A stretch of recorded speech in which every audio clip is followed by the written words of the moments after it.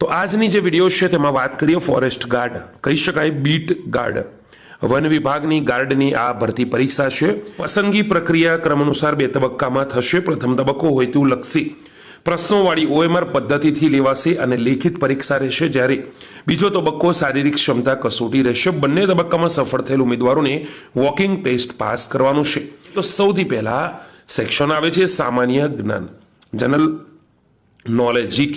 25% ટકાવારી પ્રમાણે 50 માર્ક્સ રહેશે. સામાન્ય ગણિત જનરલ મેથેમેટિક્સમાં 12.50% પ્રમાણે 25 ગુણ આપવામાં આવશે. ગુજરાતી ભાષામાં પણ સારા 12% પ્રમાણે 25 ગુણ, જ્યારે કુદરતી પરિબળ જેવા કે પર્યાવરણ, ઇકોલોજી, વનસ્પતિ વિષયક જ્ઞાન, વન્યજીવ, જળ, જમીન, ઔષધિ, વનસ્પતિ, લાકડું તથા લાકડો આધારિત ઉદ્યોગો, ભૌગોલિક પરિબળો 50% ટકાવારી પ્રમાણે 100 ગુણ. તેમ થઈને 200 માર્ક્સની આ પરીક્ષા રહેશે. સમય 2 કલાક રહેશે.